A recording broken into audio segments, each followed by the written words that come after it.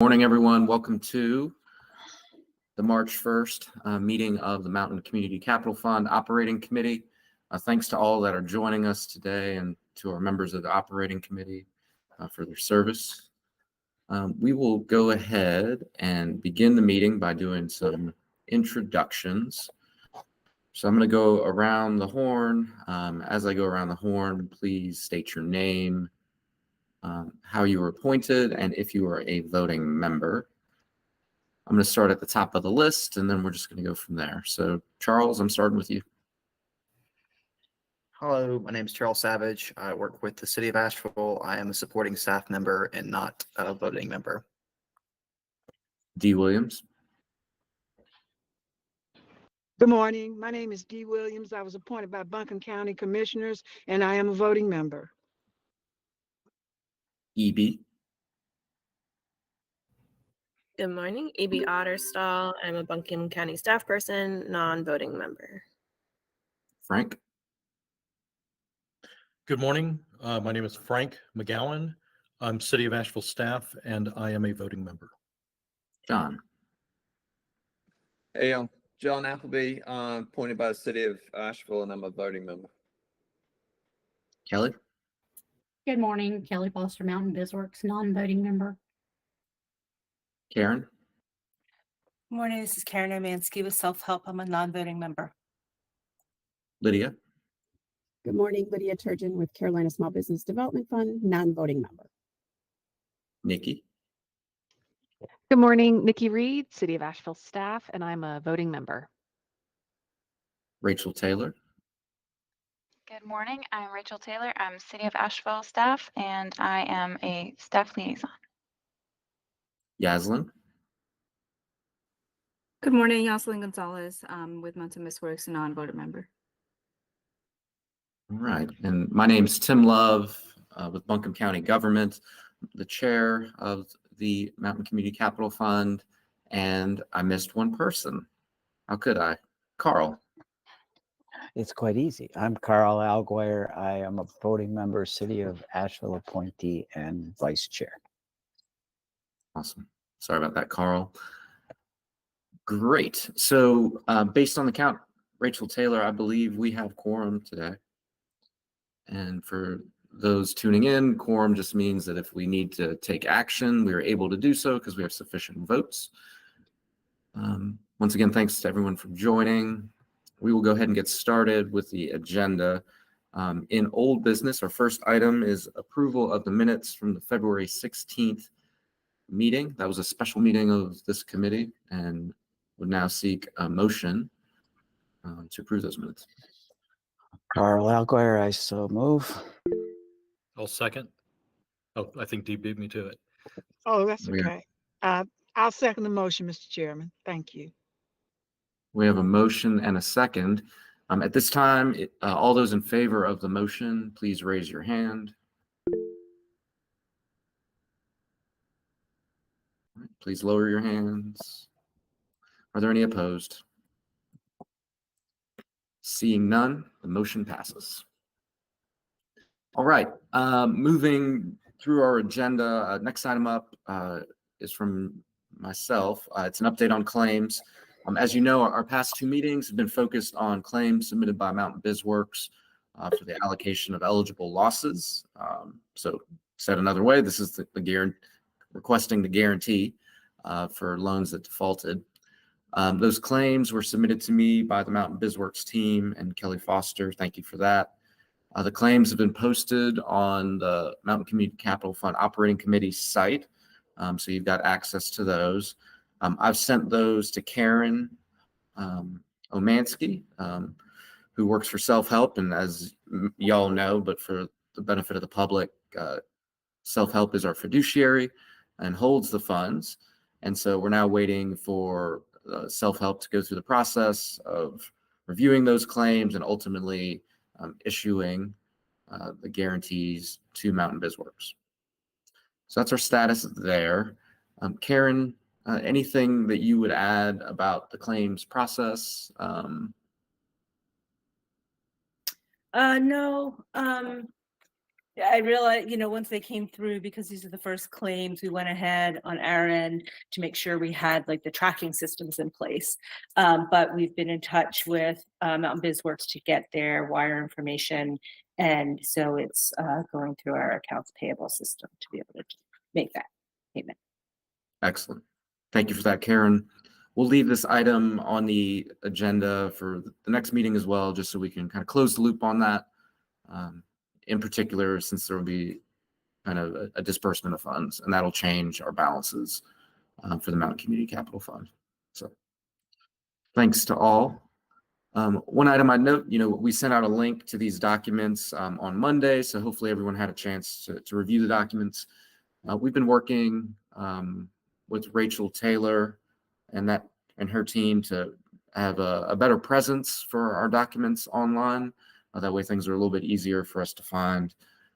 That's something glad to take input on, and we can continue to work. But Rachel, anything that you'd want to share on that? Yes, so basically, right now I've created a folder, excuse me, and I will go back through and review all of the documents and organize them just so that they're a whole lot easier to reference. Haven't kind of talked through where they should be posted, but just so that the public is aware, these will all be documents that either are or have been publicly posted. And so that will not change. It will just be an easier access and easier reference point, especially for the voting members and non-voting members of this committee. So I will provide an update once we get that all pulled together and get that posted. That's great. Thank you, Rachel, for spearheading that process. Deal. If no questions, we'll continue moving down our agenda. The next item, and which will likely be the meat of today's meeting, was a review of new reporting and additional requested metrics. We've got Matt Raker listed as the lead on this. I don't see Matt, but I do see Kelly and Yaslin. So we'll lean on y'all for this. To sort of set the stage, in our last meeting, there was a lot of discussion on the quarterly reports we received and sort of increasing visibility, transparency, frequency of that data. And so the BizWorks team submitted two things. One is a revised, maybe not a quarterly report anymore, maybe it's a monthly report, but also another report that has additional detail in it to increase visibility. So I'd like the BizWorks team to walk us through both of those documents today. Additionally, in your minutes that we just approved, last month we documented a lot of the items that were discussed amongst this team.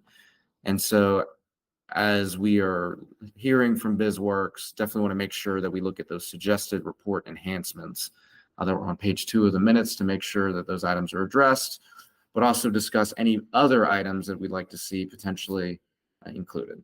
So that's setting the stage. But Yaslin or Kelly? Yeah, thanks everyone. Matt couldn't be here today. He was actually driving to Raleigh this morning. So he was not available, but Kelly and I will kind of walk you through the new reporting and kind of take some notes as far as what else you would like to see and if this is sufficient. So I will share my screen. So we'll be looking at the first proposal here is to move from a quarterly report to a monthly report. So it will no longer be the quarterly report. So this is just the general overview. This is the document that we've seen on a quarterly basis. We just added a little bit more information. So I'll kind of go through some of the things that we've added and enhanced. So overall, the loan fund overview has stayed the same. Let's see. So down here in the performance delinquency, we did go ahead and add additional fields that delineate how many loans and how many days delinquent those loans are. So if you see as of 1/31/24, we had 4 delinquent loans. Of those 4, we had 3 that were 31 to 60 days delinquent, and then 1 that was over 90 days delinquent. And you can also see the balance here and the percentage of the outstanding loan balance. So overall, we're at 5% of the 31 to 60 days delinquent with 3 of those loans, and then 90 plus days late on 1 of those loans. Total charge-offs has been 1, which is $10,051. And the total charge-off amount due, that's including the claims that were paid, is $139,558. And as you can see, the average annual credit loss since inception of the fund is at 1.5. It can, one of the trigger points there, it cannot exceed 5%.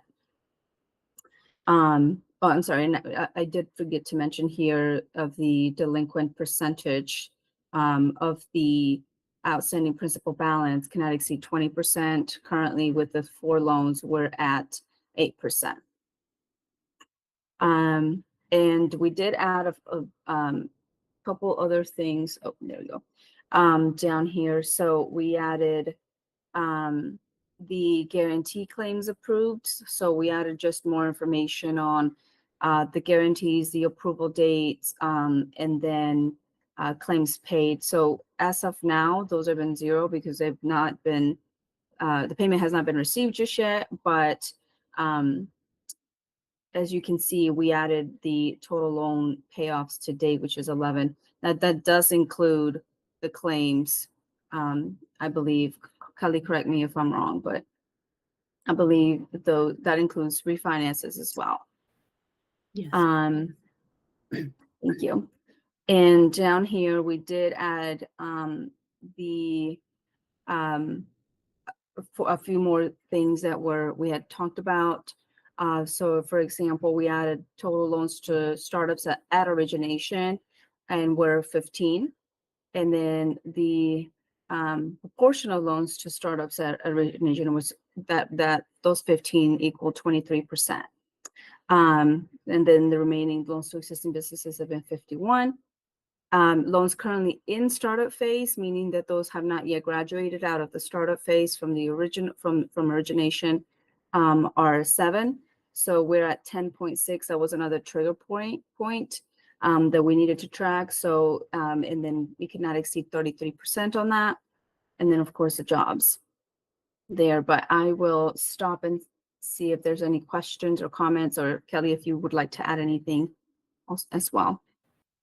Yeah, the only thing I want to add is when we're talking about switching to monthly, reporting it into monthly, so just to make sure we're all on the same page, the timing of us submitting those reports, for example, if it's cut off at the end of January, there's no way we'll be able to get those submitted for a February meeting typically. So it will be like the month after. So that way it'll fall. We can have it in time to post it publicly as far as the timing of it. Yeah, so essentially we'll be a month behind while we report. And just to be clear too, it'd be the end of the month cutoff. So I think previous reports we'd had mid-cycle reports just to meet the deadlines there. So that will also be another shift. And if I might hop in real quick, just as I'm stepping into the staff liaison role, maybe Kelly and Yaslin, I can meet up with you all offline just to talk about kind of schedule. I'm working to have a bit more structure on the front end before the meetings occur. So we've got that sort of consistent posting date, but I'd also like to have some time for an agenda review and make sure that the materials are all together. So I can follow up with you all about that, and we can kind of best determine that schedule and needs. Sure. Hey, can I just ask, I felt like in a meeting a couple of weeks ago, the number of loans below our approval threshold was a little bit of a surprise. And I thought one of the items we were going to capture on this report was the number of those loans that were approved that didn't go through the committee because they were below our threshold, if I'm understanding it properly. I just don't see that captured anywhere. So it's hard to know how many of those smaller loans have been approved versus the ones that the committee gets to approve on the data here. So there was a lot going on behind the scenes that I felt like I was unaware of. So I don't know how to distinguish those on this report. Great question, John. And we'll actually take a look at the other report that will cover a lot of those loans that don't come to this. But if that's something that you would like added on this, I'm sure we can figure out a way to do that if that's something that the committee is requesting. I don't know about anybody else, but I feel like something out of that total loan count, you know, the 66, I'd like to know how many how many the committee approved versus how many have been issued anyway. And so there's some kind of breakdown of dollars associated with each one, each pool, I guess. Okay. I don't know, does anybody else feel the same way, or is that? I'm with you, John. And, you know, we'll talk best practices or lessons learned later, but, you know, what we did see was a lot of the loans that that needed to be charged off, you know, didn't come to us. And so I think it's important to have that visibility. There's a couple folks that have hands raised. Karen, I think you were first. And then Dee, I believe you were next. Yeah, I just 2.1, just to what you were just talking about, are the ones approved by the committee and ones not. I wonder if that's something that the operating committee takes minutes and has that information about which is approved, and perhaps someone or the secretary could just keep a list and compile that rather than the different lenders having to go back on that. But anyway, since you already had that information based on all the minutes. But my other point was just when you were talking about timing, Rachel and Yasleen, on the reporting, is just to make sure that you consider Mountain BizWorks, that the goal, I know, of the committee is to have other lenders use this. And so that's going to be extra time for them to submit that information to Mountain BizWorks and then Mountain BizWorks to compile. So just take that into account when you are thinking about the timing of the reports.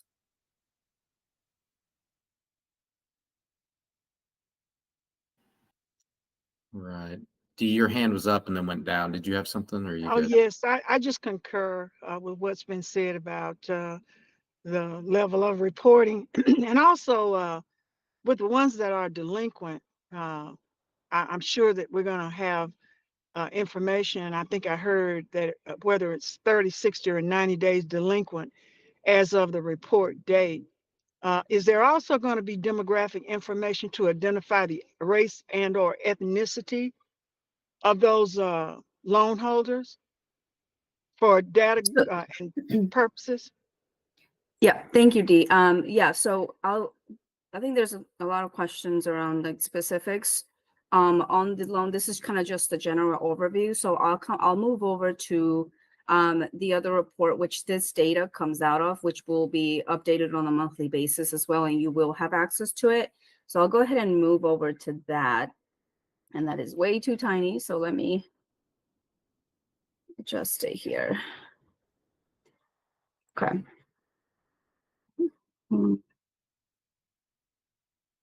Is that pretty good for everybody?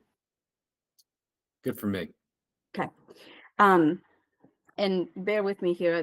The spreadsheet is quite large and it doesn't really fit on my screen here, but I'll kind of move over as we review some of these fields. So this is our master spreadsheet, which lists every single loan that is in the fund. So excuse me. So with this spreadsheet, you'll be able to really take a look and see at what loans are delinquent, the amount, the race, all of the demographic, ethnicity, jobs created, so on and so forth. So all of the data that you just saw on the overview report is coming from this report. So we'll kind of go through here, of course, the lender loan number, lender or bank. Right now at this time, it's only Mountain BizWorks, so no lenders that have utilized the fund just yet. The loan origination date for every loan, we've covered the MCCF guarantee commitment status as of 3/1. Where you see released, that means that the guarantee no longer applies to that specific loan, whether it's because there's been a claim that's paid, or had they paid off, or it's been a refinance. The active guarantee dollars as of 1/24, you'll see that here. The active loan balance as of 1/24, the termination date. Oh, I think something may have happened think- here. I think there's an error in that column title. Yeah, so that should be guaranteed balance, I believe. Yeah, we'll get that updated. Original guarantee. That should be original guarantee.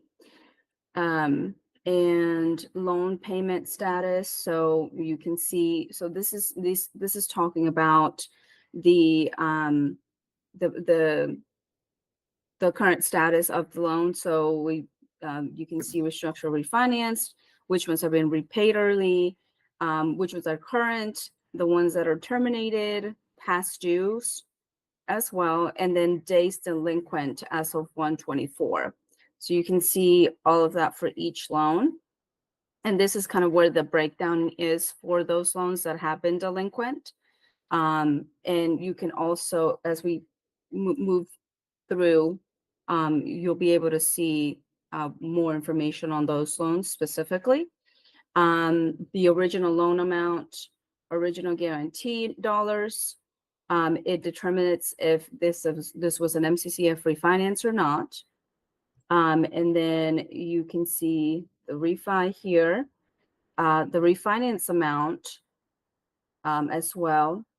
And this is new MCCF money amount. So dollars that have been lent that were not refinanced prior. The fee amount, if the committee needed to approve those or not, and then the dates of when those loans were approved. It also delineates if it was a startup loan at origination, and then if they are currently a startup as of 1/24. A lot of the ones that we did when the fund originally started have now graduated out of that startup phase. The interest rate, the term in months, the maturity date, and I think that might be a issue here as well with the months. Shouldn't be a percentage. Yeah, we need to adjust that one. But essentially it would be 60 months here, 66 months. It's just turned into a percentage for some reason there. Maturity date, ethnicity, and race. So you can see the breakdown here for the specific loans. The gender, if they were women-owned businesses as well. Jobs, industry, and then down here it it shows you if the debt, if it was a refinance, how much of that debt was non-MCCF lender debt, and then the amount that those were that was, as well as charge-off amount, charge-off date, if the claim has been filed, eligible losses, MCCF claim amount, and then the date on when that claim was approved. We'll also be tracking total claim paid and claim paid date. So there's a lot of information in here, but see if I can kind of show how, okay. I think that's a little too small, but just to kind of give you an idea of just all of the loans here. And as you go through, you can kind of see every single line there and kind of go through with and find any information that you may need there. So with that, I'll stop and see if there's questions. Yes, Dee. Okay, thank you, Yasmin. I'm doing this on an iPhone, so I can't see your charts, but your CDFI category of other, is that still the same category? And my second part of the question is, are women-owned businesses and ethnic minority-owned businesses that are owned by female counted as both? Or how do we, I'm trying to get a data dashboard going here. So that's why I'm asking. How are they, because you had one category where they claimed other, and we couldn't even put it, I talked to one of the consultants for reparations, and that's not a category we can even put in a data column. So the other part is those that are ethnic minority and owned by women, do they straddle two categories? And I'm just looking for accuracy purposes and data accuracy. Well, I don't know if the category part would be really meaningful in this case, just because we break it up into ethnicity and women owned. So you can see both. Categories there. So I guess I don't understand. Are they double counted? Well, like SBA uses categories that deal with race and ethnicity only. Gender is something that, it's counted, yes. But when we're trying to track data, especially about disparity, race and ethnicity come to play. And that's what we're dealing with on a local municipal level. The second thing is, are you using the term other? Is that because you had one that was labeled other, and it looked like it was an individual who chose that category based on the CDFI. And the only reason why I'm asking this is for data gathering purposes, as we've talked to the consultants, we may have to put something in an operating document that we can track it more accurately. Because with other, we don't know what that is, ethnicity or race wise. Yeah. So with other, I don't know, Tim, I know we have a discussion around demographics. I don't know if we want to go ahead and cover that now or. No, you don't have to. I'm sorry. I don't have the agenda in front of me. I did go over it.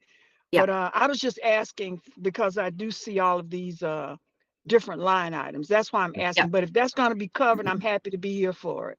Yep. Thanks. Yeah, I think we have a larger discussion around that, Dee, and we'd be more than happy cover that here in a little bit.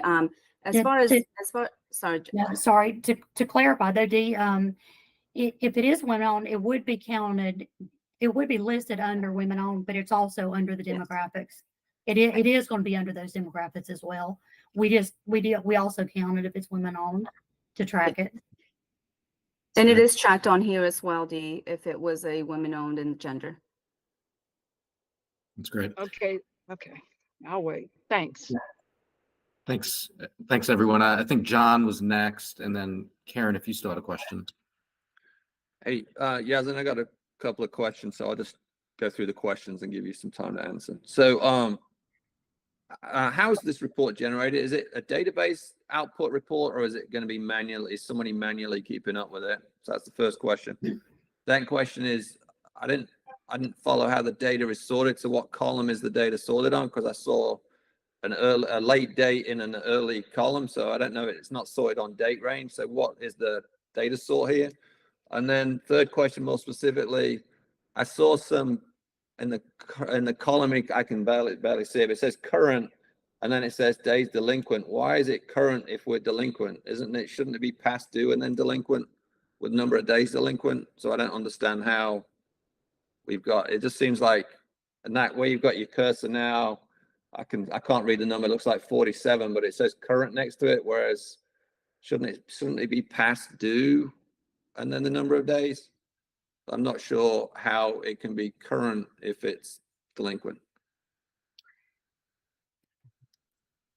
So if you can maybe tackle those three questions, I'd appreciate it. Yeah. So I think Kelly can probably answer the last two, but as far as the data from this report, it's pulled from our active reports, I believe, Kelly, and our our database, like where essentially all of our data lives, which is out of Salesforce. And that's just a system that tracks both loans in our general portfolio.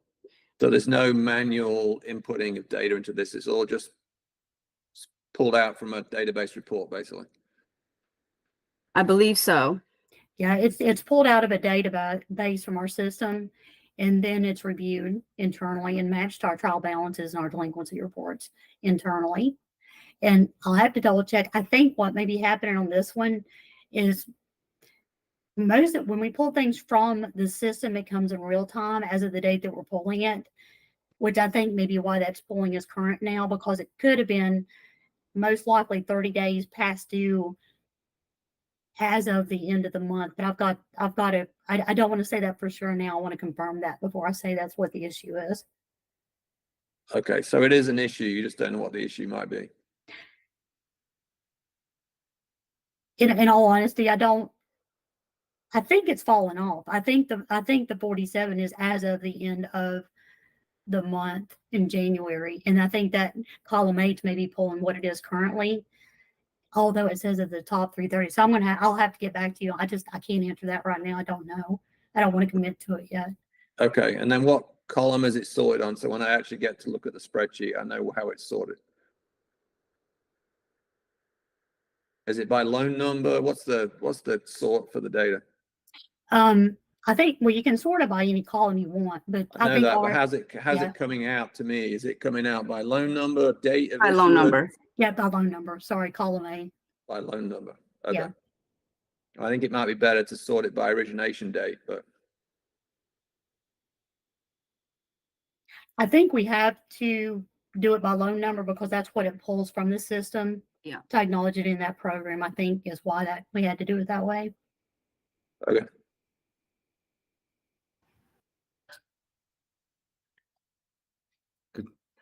Good questions, John. Much appreciated. So one of the things we'll work on together is making this data available in a way that everyone can access. And so that'll likely be through a spreadsheet format. If the committee would like to be able to sort of manipulate the data, filter it, sort it, things like that.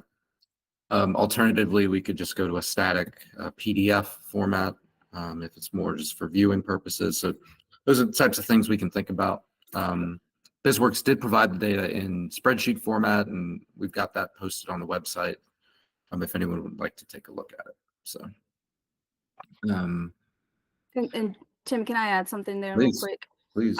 So if you go to the doc provided and that were posted, it'll actually take you to the Google Drive that we've shared with you all in order for you to go in there and review the document. So it's all in one spot so that you can go back and just review it, whether it's with spreadsheet form in the spreadsheet format or PDF format.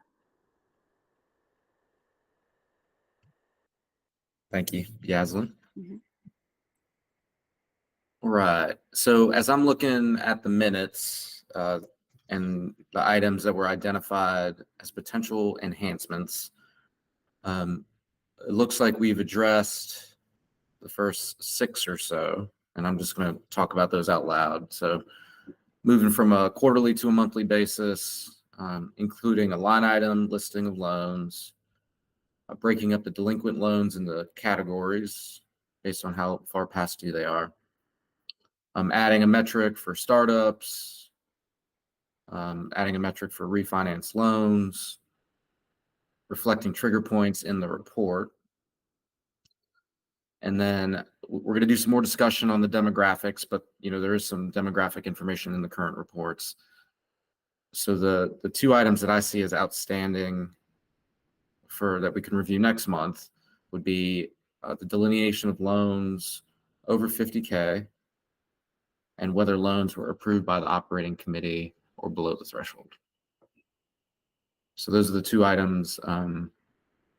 Anybody see this differently? Anything we're missing?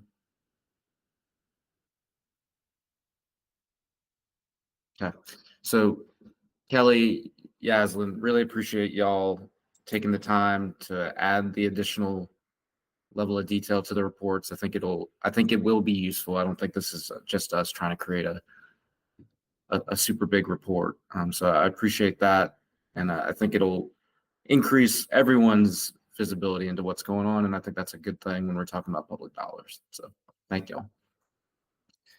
Before we move off of this topic, Dee, we are going to talk about demographics next, but aside from that topic, is there anything else that the committee would like to see in the reporting that's different from what we saw today?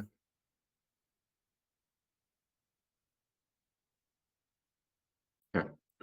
So then we will add an item for the next agenda to review the monthly report, the standard monthly report. And Kelly and Yaslin, if we could add in those couple items that we talked about. And then that'll be our review of the data next month. And we'll go from there. Once again, appreciate y'all's efforts. Sure. All right, so the next item in old business, and one item I would say to new business, we have no new loans for this month. So the focus of our conversation is on no loans, just discussion. So our next item was related to demographic reporting options, and Dee has raised this on a number of occasions. Yaslin, you were prepared to kind of provide an update, I believe.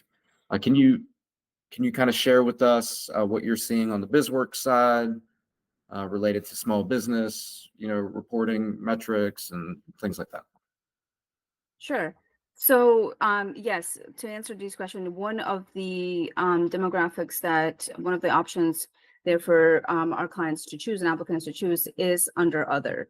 Currently we track Asian, Black or African American, Latino, Native American, white, multiracial, other, and then unknown or not stated. So those are the current options that are available for our clients to choose from. Now the client does provide that information. We cannot ask them to add any other kind of, if they choose other, then that's how they identify, then we cannot go to them and ask them to specify that. All of the items or all of the options that we currently track are closely tracked with our CDFI industry standards. The SBA tracks something similar as that. So the SBA tracks American Indian or Alaskan Native, Asian, Black or African American, Native Hawaiian, other Pacific Islander, or white.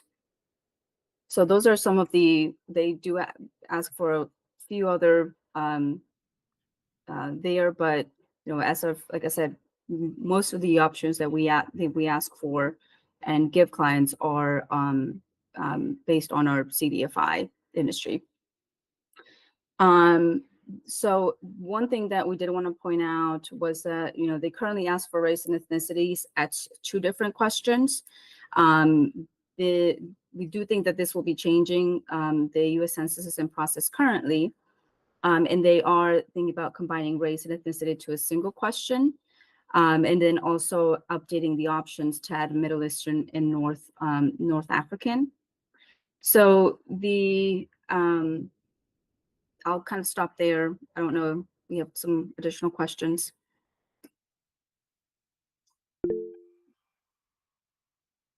For that, Go ahead, Dee. I do kind of have a question. I was a regional field manager operations for the Census Bureau here in Western and Charlotte.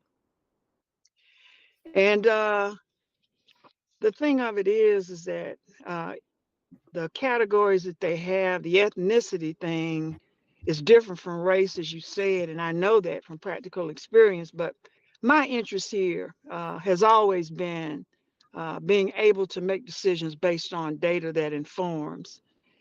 I know that you as a CDFI don't have the category of other, and there was only one doing other, but because we have public funding, and I don't know if it's significant enough to even talk about, and y'all can do whatever you want, but when we're trying to help people, and that's the whole thing, is to help people. We need as accurate data as we can possibly have. And I know that when people want money and the box is not there for them to check, they're going to check the one that gets them to the door to the money.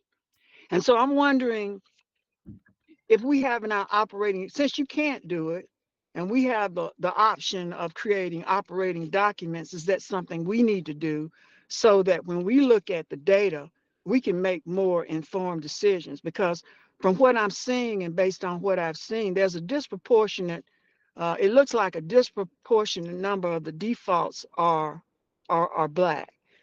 And my whole question is, okay, if I see this, what can be done to help these people based on my experience in having success with this particular ethnic group? That's the only thing I care about. I'm not trying to be granular. I'm trying to provide help to people who might need a more nuanced approach, if you will. So if y'all can't do it or your operating procedures don't allow, I would suggest that we take a look at how we can put some documents in place that might be ancillary to that process, if possible. Thank you. Thank you, Dee. So I'm filtering on the data. Hopefully I haven't filtered anybody else out. So as we look at ethnicity and race, out of the 60 plus loans, there are two that are listed as other, is what I'm seeing. So it's reflected in the data. It's certainly not the majority. What I'm getting from Yaslin is that you're using what you consider to be best practices for demographic reporting. To Dee's point, if we're just trying to help, like, I think there's maybe other ways that we can get there as well. So does anyone have a strong opinion on sort of changing the demographic reporting somehow, aside from Dee? Not to put Dee out there. I just wanted to jump in, having done a lot of nonprofit data, and say that that sounds about right to me, that you would get, and I would consider someone saying other as a non-response, that they don't want to include their demographic data, and that's their decision. And so whenever I see other, to me, or if in my experience, it wasn't a form data entry, I was asking people to provide their race and ethnicity information while I entered data for them.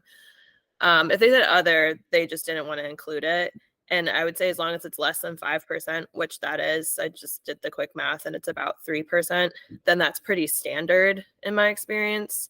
And we just, we can't force people to provide us with that information. And other to me is a non-response. If other wasn't there, they would probably just say like not stated. If you wanted to simplify the options, that might be where it would be, but I think you would get about the same rate, a little bit less than 5%.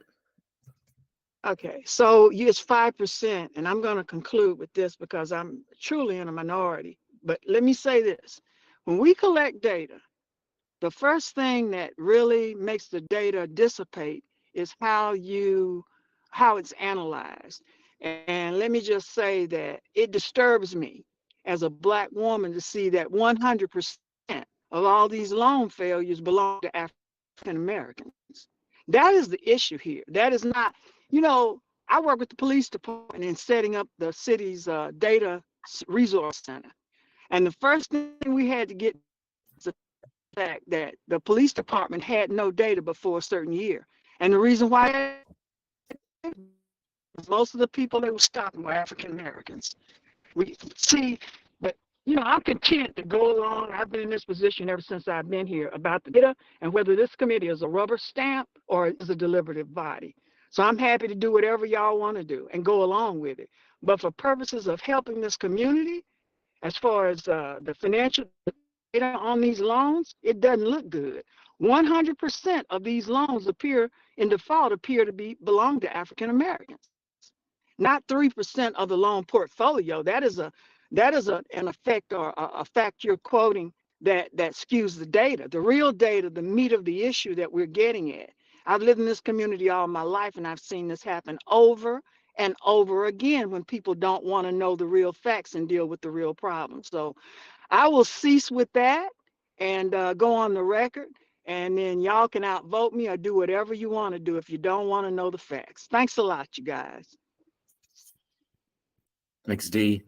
And Carl, I see your hands raised. Thanks, Dee. And I'm having a little trouble tracking the portion or point that we're missing, Dee, for you. I will say that 100% of them are in default are Black, but that's the charter of who we've lent the money to. And I mean, that is the basic purview of this MCCF group. So is it that you would like to see both gender and race delimited so that we could say it's some other factor than Black? No, I'm really trying to no, understand. no, I'm trying, when you look at the loans, and I don't know how many of them belong to people who are African Americans, when we talk about the dollars and the percentages and all of that. My whole thing is I need to be able to see the data to see how effective the thing has been. And if that's not an issue, I'm fine to go along with it. I put a lot of stock in just trying to help, and it doesn't usually work. So I'm happy to do whatever y'all want to do. You know, I'm out voting, I'm out whatever. So I'm happy, it's not worth it. But Well, I yeah, don't whatever think you think. that's not how I feel. I don't want you to be minimized or feeling that you're not heard. I'm trying to understand better the issue that we're missing. Well, Dee, it sounded earlier too, like you had mentioned a dashboard. And I think perhaps that's the element that's missing, is having a element of the report that shows of those defaulting, what's the breakout by race and ethnicity and also gender, and then comparison to the overall portfolio. And so if it's 100% of the defaulting loans, the people who own those loans identify as Black African American, what's the percentage by comparison of the overall portfolio, so we can see, is it that we're loaning to people who identify as Black African American, therefore that makes sense, or is there greater ethnic diversity in the overall portfolio and therefore a problem with the defaulting? So I think the dashboard element would resolve that and just acknowledge that we're asking people to provide the information. There's a small chance that they also might decline to provide it. And especially if it's form entry, maybe we can look at the form and see if there's any language that we could add to provide context why we're asking. I think that's always helpful when talking with people about providing their race ethnicity data, is the context of why we use this to make sure that we are providing services to the community that we promised. I think that's all great feedback. And Dee, I'm going to echo Carl. We need you to continue to raise caution flags when you see them. And I think part of what you're saying is, like, for us to really understand how effective we are, we have to have good data. And so we got to make sure we're capturing at the right level, which is why you raised the concern about other. And so totally get that. I think the real meat, though, Dee, is once we can see those defaults and know if they're disproportionate, then what? That's the real question. And that's where we really need your support, continue to work with Yaslin and team to figure out how we support through technical assistance or whatever it is to help these businesses be more successful. So I think that's the meat. And we got to get there. And to get there, though, we got to analyze the data. So I'm with you, Dee. All right. Do we have other questions or comments on this agenda item? Yeah, this is Karen. Just one small thing, and I appreciate everything that's been said here, and agree, Tim, with what you just said as well, and with you, Dee. But if before making changes to the forms, I'd want our attorney to look at that, because as a regulated entity, there are things that we are and are not allowed to ask. And I know with the SBA, it's the same. And so just before we make changes, if you could let us know kind of what you're thinking. So either we could bring our attorney to one of these meetings, or can just review that beforehand. Because we've had experience too, where we've created other forms to try to get at this and get around it. So I just want to make sure that the language or wording will work. And, oh yeah, and I'm so sorry to interject again, promise not to. You're Is good. it possible that Brad, the city attorney, can be involved? Because they are helping us, the legal department at the city of Asheville, helping us find legal ways so that via the reparations process. So, and they have retained an outside legal firm, the city has, also get around some of these legal issues. They're already, this might be one for them as well. Thank you. Thank you, Dee. So point heard on this. What I would suggest as our next step would be to create that additional level of detail. And I know, Yasmin, we can continue to add to the list of metrics, but we're at a different stage. And we're at a stage now where we actually have loans that have, failed. And so I think understanding the demographics of those is important. And so we just need to reflect that in the standard reporting. That'll enable us to say, do we need to course correct and do something different in the future? So I think that's a smart thing. Is anyone else kind of with me on that? I don't want to be just directing without support from the rest of the committee. So, Well, that makes sense to me. Carl, I see John, I see Frank. Okay. So I think Kelly, Yasmin, we'll defer to y'all on kind of what that reporting looks like. I think it's just the summary page, delinquencies by some demographics. You've already got a lot of that information. But I think that's a good place to start, and then we'll go from there in our next meeting. All right, thanks for the discussion, everyone. If nothing else, we're going to move into new business. For our new business, first off, no new loans this month for consideration, so we can move through that pretty quickly. We've got 9 minutes, so not a ton of time, but our final item on the agenda was meant to be a discussion of lessons learned. And by no means is this the only time we're going to talk about this, but the key here is, we just went through our first process where we had claims that were approved. We've seen that those claims in particular had some commonalities around demographic. These were loans to Black-owned businesses. So that's one variable. We also saw that some of these loans had not come before this committee for consideration. So they were, and that's not inappropriate, but that's just a variable that we have to acknowledge. So I wanted to throw those out there, see if there's anything else that people were seeing in terms of those claims. Is there anything we need to be doing differently? That's really, what do we do to continue to be more successful?